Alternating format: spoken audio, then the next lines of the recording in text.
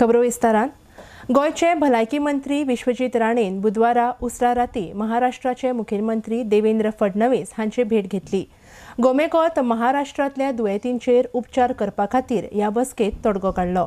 महाराष्ट्रात महात्मा ज्योतिबा फुले जी येवजण सुरू केल्या त्या मार्फत गोमेकोत स्वातंत्र्य काउंटर उक्तो करतले। ह्या काउंटरार महाराष्ट्रातल्या दुयेंतींक आपली नावां नोंद करची पडटली। उपरांत तांकां गोमेकोत उपचार मेळटलो। हाची रक्कम भरपाई महाराष्ट्र सरकार गोय सरकाराक दितले म्हण माहिती भलायकी मंत्र्यान दिल्या। RX Goa bureau report.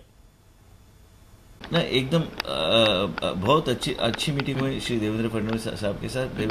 Maharashtra के मुख्यमंत्री के साथ बैठ के चर्चा करके ये जो चार्जिंग का इशू था वो रिजॉल्व करने का हमने तय किया है और उन्होंने तुरंत आदेश दे दिया है ऑलरेडी महाराष्ट्र गवर्नमेंट के ऑफिसरों को कि ये गोवा मेडिकल कॉलेज तुरंत महात्मा ज्योतिबा फुले जीवनदायी योजना के अंडर वो लाना चाहिए।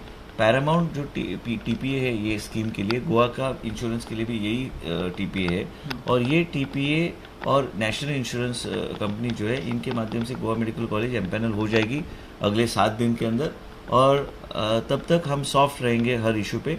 चार्जिंग का सवाल ही नहीं आएगा वो टाइम में और मुख्यमंत्री ने बोला है कि तुरंत ये हॉस्पिटल एम्पैनल करके जो महाराष्ट्र के सिंधुदुर्ग जिले के पास जो लोग रहने वाले लोग हैं 3.5 लाख लोगों के पास ये कार्ड है।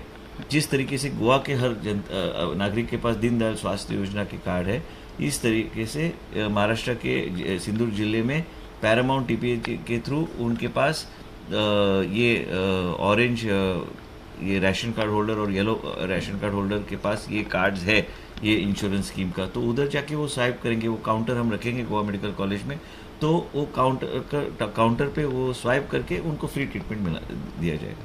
तो इनफैक्ट गोवा मेडिकल कॉलेज का रेवेन्यू बढ़ जाएगा क्योंकि हम पहले फिर सिर्फ 10 to 15% चार्ज कर रहे थे, अभी हमारा पूरा रिकवरी हो जाएगा और दोनों राज्य के लिए ये अरेंजमेंट बहुत अच्छा है।